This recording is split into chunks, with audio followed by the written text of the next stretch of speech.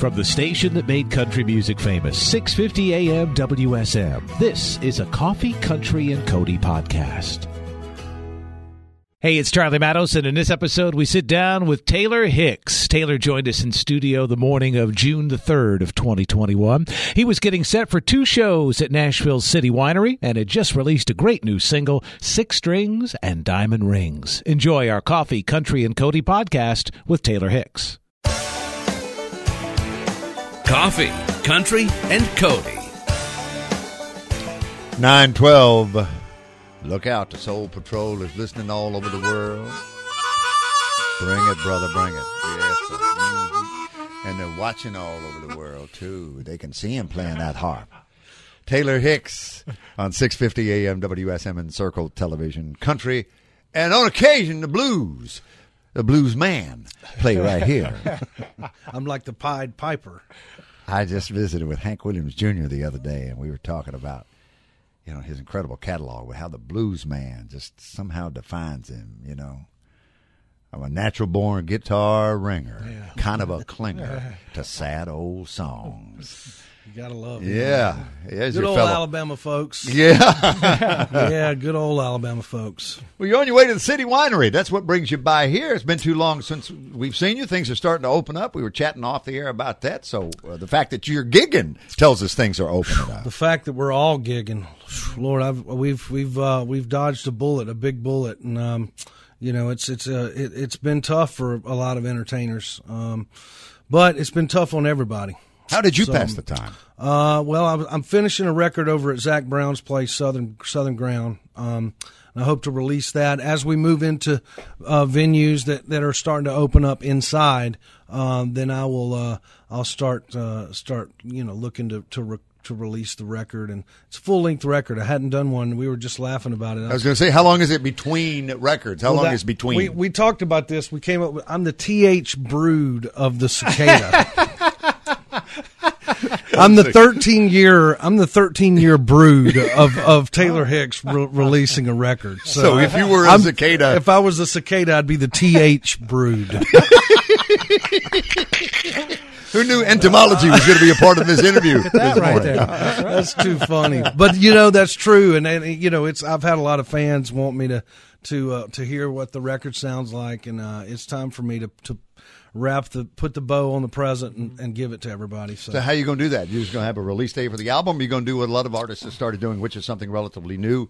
You get 2 or 3 singles before the full album comes out. I think that I've got a couple of really, really great, strong songs on the record. You're going to hear one of them here in a minute. And 6 Strings and Diamond Rings, I feel like, is a really strong song. And I think it's going to be slow. I'm going to get everybody a taste of what the record sounds like. But, after 13 years, if I can't come up with some good songs, then, I might need to do another profession. This cicada might need to turn into a butterfly or something. So we're going to talk about the Bob Seger music you're doing at the City Winery, and that's 2 shows tomorrow. 2 shows. There's a 6:30 and a 9 o'clock. You like doing 2-show nights, or are you exhausted when you do 2-show nights? I did 576 Broadway shows in New York and in Greece, right? In Greece, I was in Greece, and it kind of brings me back to the old matinee days of when I used to do 2 shows. We would do a noon and a 4 o'clock. So that doesn't really bother me. I've spent a lot of years, performing from 8 o'clock to 4 o'clock in the morning. So these pipes have been through the ringer and they can handle it. But I love the Bob Seger thing. The City Winery, I do these kind of, tribute shows in town, and, especially within, in between projects and stuff that I just, Bob Seger, obviously I grew up, trying to emulate and perform, and his guitar player's on my record. I got to meet Bob a couple of times, and I feel like I can do him justice. A lot of my writing style is kind of kin to him. Has he ever been in your audience when you're doing his trip? No. I would love him to show up, though. I might get a couple of his cats to come over, and you never know who comes over on the City Winery nights. Especially in town. That's what I love about the City Winery. It's a really cool spot. And it's just a really great room for kind of an intimate show, in my opinion. And the Bob Seger stuff's always a hit. So, I enjoy doing that. I don't do it much, but I've enjoyed putting music from him together. Who else do you do when you do tribute shows? Well, interestingly enough, I had my agent call me and ask me if somebody asked me to do a Van Morrison show with 10 horns. Oh wow! So I've done a whole Van Morrison show down in Birmingham at the Lyric Theater, and the Van Morrison stuff really connects too. I've done Rod Stewart. Rod was actually I keep up with Rod a pretty good bit. He was a mentor of mine on American Idol. Wow. I remember now. Yeah, we did season 5 of American Idol. We it's funny. It's all the 6 degrees of separation from Clive Davis. A lot of the people that were on Clive's record at Arista, a label, I've kept up with over the years. We would run into each other because, interestingly enough, about Arista and the Clive musical tree, we all kind of just run into each other and we're like, oh, you're one of Clive's guys. So that's always fun. And and obviously the Rod Stewart stuff, I've just loved to death. So there's a few artists that I like to do some really special tribute shows for. Obviously they got to be in the musical wheelhouse. They got to be someone that I grew up performing. And so do you do the long version of Night Moves with the spoken word? Woke last night to the sound of thunder. How far off I sat and wondered. Oh, I love it. I love it. Yeah, I'll do all what teenage boy didn't, huh? Absolutely. I mean, he was something else. And like I said, I've just thrilled to be able to do a show like that. And we just released more tickets. And what's great about that is for tomorrow night. For tomorrow night, we just released some more tickets for tomorrow night, which in my opinion makes me feel like indoor music venues across the country, that little nugget right there that we just got is letting everybody know that we're getting back to being able to go to that really great theater or inside concert. Yeah, tomorrow night, 6:30, 9 o'clock shows in Nashville at the City Winery. They have locations across the country, of course, but this show here at home in Nashville, TaylorHicks.com if you want to know more, or go to City Winery for tickets since more are being released. Well, Seeger's Live Bullet, the double album from the mid-'70s, is one of the first records I can remember buying with my own money. And, man, live records were such a part of music back then, and they seem to have kind of lost their way a little bit. I mean, every once in a while an artist will do a live record, but, boy, the mid-'70s through about the mid-'80s, everybody had a live record. Well, Frampton famously. Oh, Frampton, Cheap Trick Live at Budokan. That's another one I remember buying when it first came out. It's all about the live performance. I mean, in my opinion, you can be a great recording artist, but to me, especially these days and in the climate and the business of music, you got to be a good live performer. You got to put on a show. Joe Smith, who started doing entertainment when we launched the Circle Television Network January 1 of 2020. This was pre-pandemic by about 2.5, 3 months. She wrote this song we're going to feature that you referenced earlier from the forthcoming album, 6 Strings and Diamond Rings. Give us the backstory on how you got it. Yeah, well, Jason Deere was producing me around that time, and Joe and Jason had written this song, 6 Strings and Diamond Rings, and he said, I got this song I wrote called 6 Strings and Diamond Rings, and I said, let's hear it. And so, we kind of got the idea together, and obviously, the title couldn't speak any more volumes for some of the, artists that have really spent their life on the road. Yeah. It's definitely cost me a couple of relationships back, and so with that being said, it's just, I think it's an anthem for all of us that really truly live life on the road. We do live in hotel rooms, and 6 strings are hard on diamond rings sometimes. That's Taylor Hicks. This is 650 AM WS. So when you hear that song back, Taylor Hicks, what runs through your mind about the day you recorded it? Can you see yourself in the studio laying that vocal down? Yeah, and there was cicadas all around, and oh yeah, it's such a powerful message. It's one of those things that you just you know immediately when you get the idea, you get the song that it's right for you. A break, and we are back, and stars fell on Alabama last night. From Taylor's catalog, that and lots more conversation coming up. WSM and Circle Television.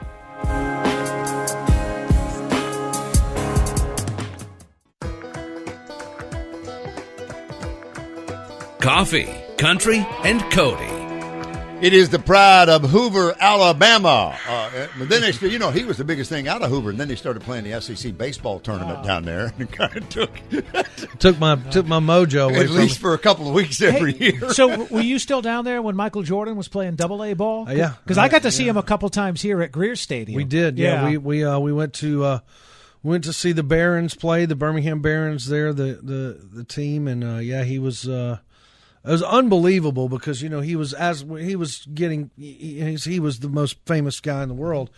He would make his rounds. He would go to a shoe shop and he would the tennis shoes just for feet, and then all of a sudden as he got bigger at his height of his fame, and he goes to this little town in Alabama in Hoover and gets a house and plays baseball, and it was just unbelievable because as a kid growing up you couldn't believe that you would get to see Michael Jordan down the street, I'm going to ask you, just from Wikipedia, I thought this morning, I'm going to ask you, because sometimes Wikipedia is horribly wrong about things. But it says that you bought your first harmonica when you were 16 for $2 at a flea market. You went all the way to Bessemer, Alabama to buy a used harmonica. Yeah, and you know what? I tell people, if you're going to want to learn how to play harmonica, don't buy a harmonica at a flea market. That is probably not the most intelligent thing to do, but when you were 18, you wrote your first song, In Your Time. Mm-hmm. True? Yep. He taught himself to play electric guitar and the church organ when he was 19. That's true. True. When he was in college, he played in a cover band that did Widespread Panic tunes. Lots of Allman Brothers and Grateful Dead. Oh. So no 2-minute songs in that set list. Oh, no. What's the Hoover High School mascot? The Buccaneer. As a Buccaneer, you played varsity baseball, soccer, and basketball. Yep.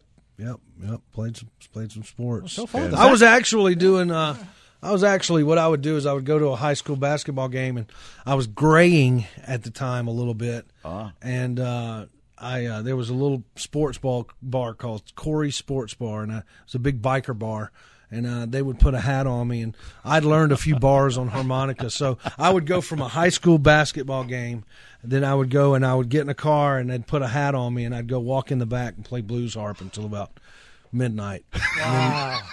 And then I would get grounded for coming in too late. And you majored in business and journalism at Auburn University. I did. Yep. It's helped. There's music and there's music business, and you can get you could get run through the ringer in both of those if you don't watch it. So out of curiosity, what did if one doesn't go the $2 flea market route, what does a good harmonica set you back? Probably about $25-$30. I mean, owners. Well, that's really reasonable. It's okay, and they'll last too. And I always tell people, if they're trying to get into harmonica, a really great album is the C harmonica with the Unplugged album of Eric Clapton. That Eric Clapton Unplugged album is a great, if you don't want to listen to the books, you just want to play off of some music and stuff, that Eric Clapton Unplugged album is a really cool one. In the key of C, the harmonica needs to be in. As Leon Redbone famously said in all his live concerts multiple times, in the people's key. In the people's key. That's absolutely correct. Yeah, I love and miss the fact that he is no longer with us. Leon Redbone. He could have been the voice of Droopy Dog. Yeah. Remember Droopy Dog? Well, he was Frosty the Snowman, remember? Yes. Wow. Yeah. Well, tell me about Stars Fell on Alabama. We'll get to the song, but the movie. Yeah, the movie, wonderful rom-com, romantic comedy, and was filmed in Beaufort, South Carolina. And a friend of mine called me and said, "Hey, I'm writing this story about this love story about Stars Fell in Alabama, and I'd like you to do a little cameo, but more importantly, I'd like you to do the music for it." And this is kind of the first time that I'd ever gotten an opportunity to put some music in, some of my own music in a movie, and this is one of those times where I jumped at the chance. Obviously, during COVID, it was tough to get in and out of studios, but I ended up recording If It Gives You Hell by the All-American Rejects, and then Stars Fell in Alabama in a little studio in Mobile. Actually, it's Jake Peavy's studio in Mobile, the baseball player. He's got a really, really great studio down there, and we ended up recording a couple songs, and we had a blast with it. And I hope I did my state song justice. It's a state plate guy now doing state songs. Maybe you can do all 50 state songs. Starting with Alabama alphabetically, huh? Sign me up. Sign me up. First recorded by Guy Lombardo and his orchestra. His brother Carmen did the vocals. August 27th, 1934. Wow. Is how far back this song. Now, I have a great version on vinyl with Ella Fitzgerald and Louis Armstrong together. 1956. Right, but then you guys both went with a version I'm not familiar with that I got to go find as soon as we wrap up today. Jimmy Buffett. Yeah, I had no idea Jimmy Buffett would have covered that. And song. Billie Holiday cut it in 58. I was just looking at the list of folks. Harry Connick Jr. has done it. But you know who's going to do it right now? Yeah. All over the world on Coffee, Country, and Cody. WSM Radio, Circle Television. Taylor Hicks plays here.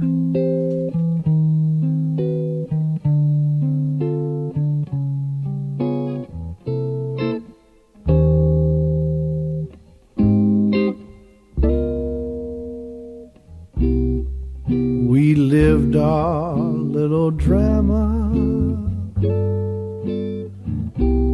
We kissed in a field of white,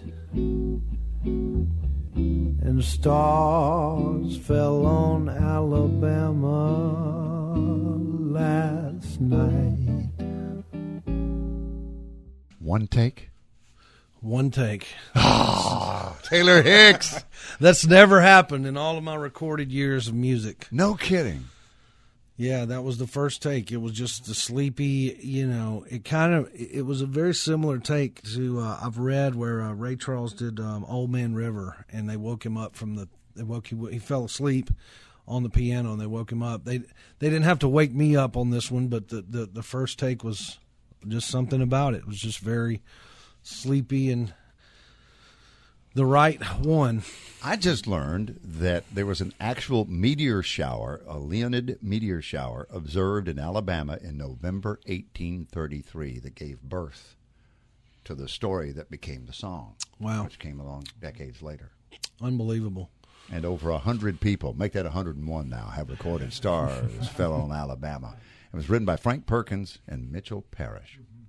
Well, take me to Birmingham, Hoover, and Sauls BBQ. Tell me what's going on. Well, we're. I can tell you one thing. In the South, the one thing that people will do through a pandemic is eat barbecue, including yourself, including me. I think comfort food in the South during the pandemic was rampant, and rightfully so.